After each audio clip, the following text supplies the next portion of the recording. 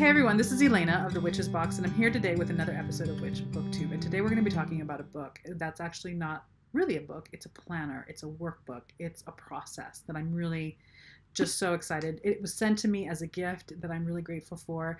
But also, before I show you the book, it arrived at a time where the question came up whether or not I would be doing at any point a class, a writing, some sort of process around menstruation and working with the moon and the connection between menstrual blood and the moon and all the different things that we can dive into with that, which is a very deep dive, and resources around that. And yes, I think about that a lot. I think about that because as I was coming up as a witch in the 90s, working with your moon or your menstruation and the cycles of your menstruation along with the moon and magic and blood rites and blood mysteries was like the core of my work back in the day. And so I have a lot to share around that, and I have a lot to say about that, and I have a lot of opinions around that. But because the Witches Box works with a much broader witchcraft demographic, I haven't quite found the right way to put that together and put it out there. But it's not to say that it's not going to happen. What I am excited about is that there are resources out there and more coming out all the time. And so this is one of those resources that I love the idea of, that I want to share with all of you, especially those of you who are really hungry for this type of work and this type of information. So you'll probably see more and more of these types of books that I bring up. There is another book that I did a review on that was gorgeous, also on the same topic, in Booktube somewhere in the YouTube channel here. So you can definitely look for that too. At some point I'll probably do like a comprehensive, or not a comprehensive, but a grouping of books that I recommend, and we'll do a video around that. All of that to say that this is a book that was sent to me. It's Cycles Journal. You can find this at cyclesjournal.com. The artwork, first of all, is exquisite. As a planner, as a journal in that way, it's sturdy, it's beautiful, it opens flat. I mean, I did that, I dropped it, but it opens flat, and I love when my planners open like this. It's flexible, it's functional in that way, which I love. It's beautifully made. The creator and curator, because many people contribute to this book, is Rachel Amber Longos. Thank you so much, Rachel. First of all, know that I am a journal fiend. I love journals. I've been journaling since I was 4, and I had my first Hello Kitty diary with a locket. I'm a journal keeper. I'm a writer. I like to archive those things. I love physical planners. Yes, the Google, and yes, the Apple Calendar, but I need things to write in. So in terms of just that umbrella of being a kind of person who loves planners, this is exquisitely done and really well organized. Then you've got the layers of information and the layers of insight and wisdom and art that that Rachel, you just curated and put in here. It's exquisite. I want to back up really quickly before I go into all the things and share really quick from the website a couple of just points that are worth noting. There's a lot of content on the website. So again, I encourage you to go there and dig through all the many things, but there's a statement on what they stand for. I'm not going to read the whole thing because it's a long statement, but there are a couple of things that just kind of like summarize it all. We are dedicated to continued activism and representation through intersectional feminism, anti-racism, and dismantling unjust power systems of white supremacy and patriarchy.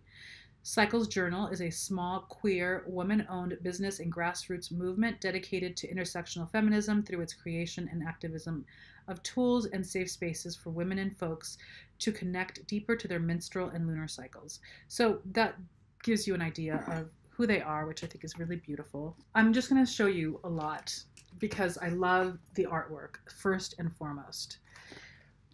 This is a book that I really would have wished I had in the 90s, I have to tell you. I mean, get some tea, because we're going to go through we're not going to go through every single page, but we're going to go through a lot of pages because I love it. It's just so well done. There's a dedication page. I want to read a little bit through this because I think that the intention behind a piece of work or art or an endeavor like this is important because you're buying into the energetic vibration of what this is and what this has been meant to be, which takes the idea of a planner to a much deeper place, which, I mean, you know, we're all about that here. Okay. The Cycles Journal mission It's time for us to reclaim ourselves in our powerful flows. It's time to mend the parts of our nature we may feel disconnected from and at internal war with. We are empowering ourselves as unique parts of a blossoming whole. We are decolonizing and unraveling forced, limiting, linear timelines. We are rebuilding our own beautiful, flowing, cyclical way of life, which is one of the beautiful mysteries of a menstrual cycle, which is that nothing is linear. We're moving in cycles. We're moving in a spiral. There's a lot of deep wisdom to be uncovered there in our bodies and the way our bodies work that way.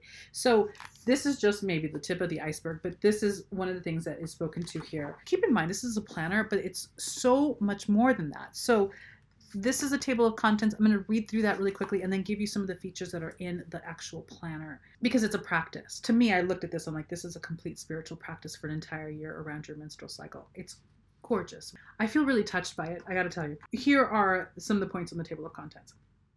Lunar and menstrual influence, the moon and astrology, anatomical diagrams, healthy menstrual parameters and myths, fertility awareness, sustainable bleeding, which is an important topic, honoring your body and Earth's body, tips and tricks to help you track, how to use this journal, letter of devotion and 2021 intentions, where you're starting, moon cycle nutrition, vaginal de-armoring. So beautiful, beautiful, beautiful, beautiful.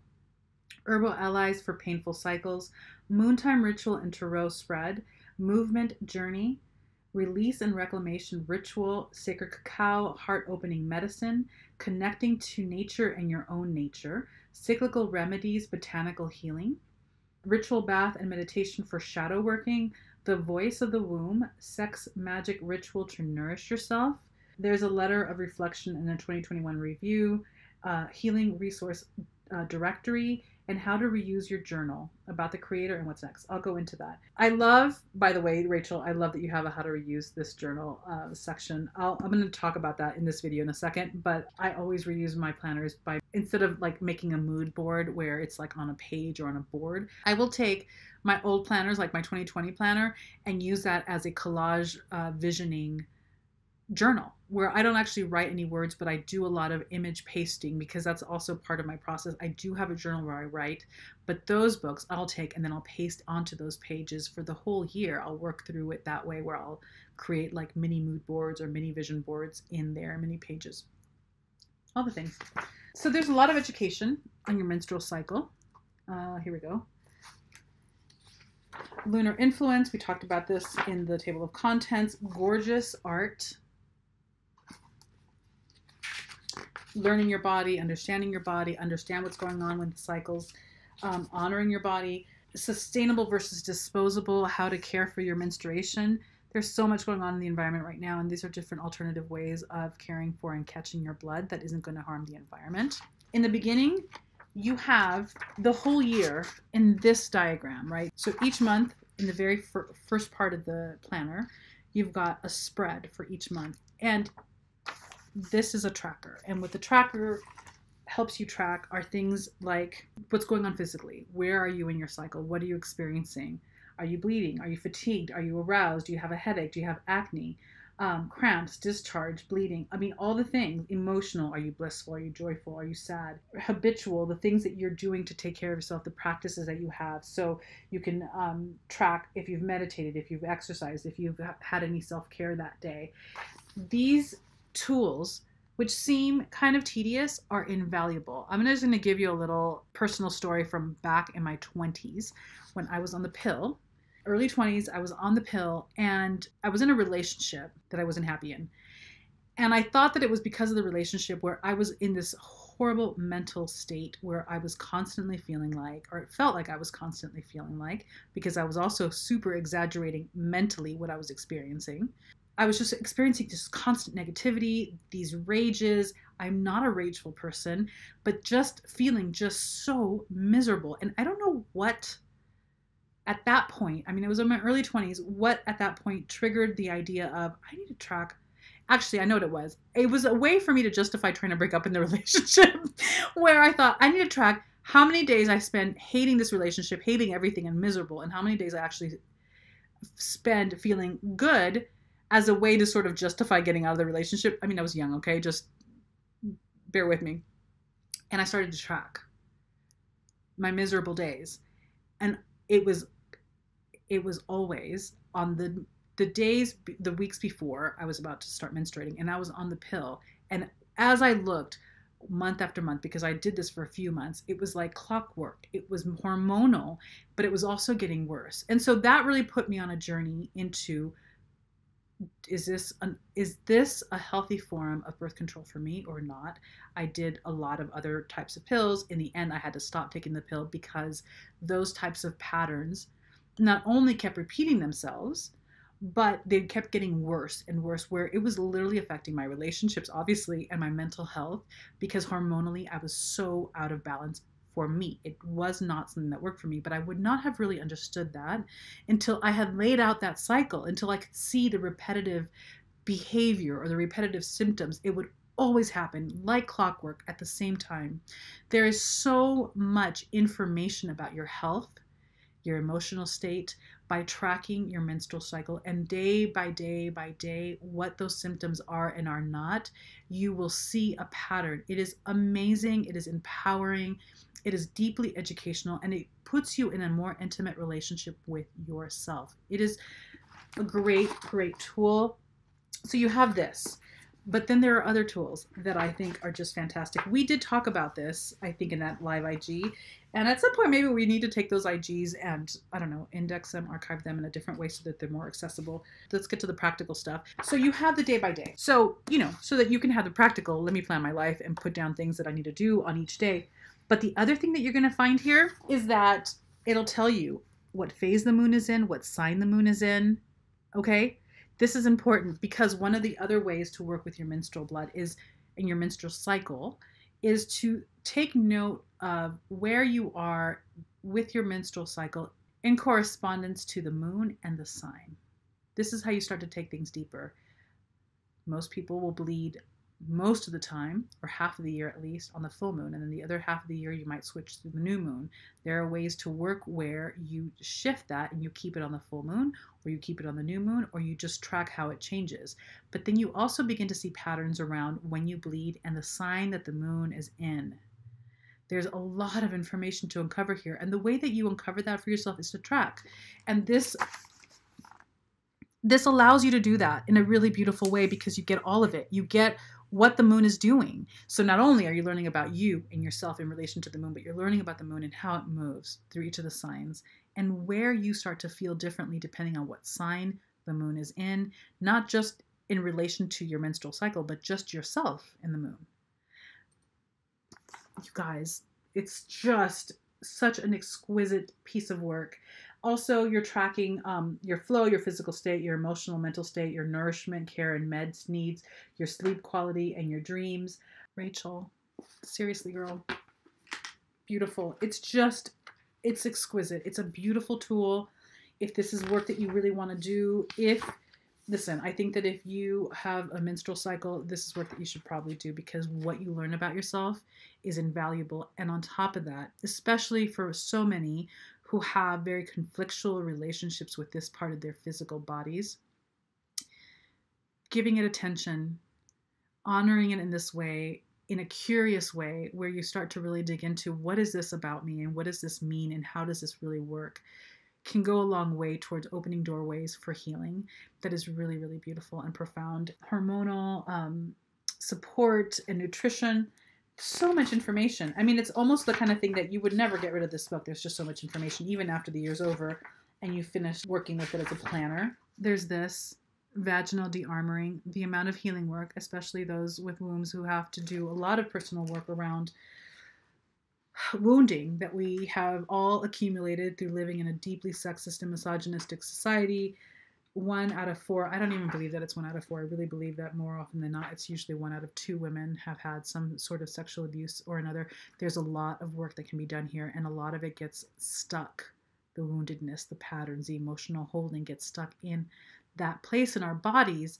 There's so much work that can be done that can help heal, alleviate, and liberate. One of the things that I feel so grateful for in my own personal path is that at an early age, even though I was in my 20s, it took me until I was in my 20s to really start to come into relationship with my body in a way that was healthier, in a way that was a little bit more honoring, in a way that recognized that I was not honoring my body and it was hurting me, right? So in my 20s that I came into witchcraft and I came into feminism in a manner that opened those doors of healing and reclaiming and learning how to love myself. I feel a level of gratitude for that is just, I don't even know how to name it. It saved my life in so many ways as a woman, as a person, as a witch in the world, as a human, as a soul and a body. I can't, just so much. So I had that. I have that. But I see this book and I see just how much it would have added so much more to that process for me. And I find that this is such a beautiful, important work that this is probably going to be one of those things where I'm going to just recommend it to everyone I know that would want this kind of work in this book. This is sacred work.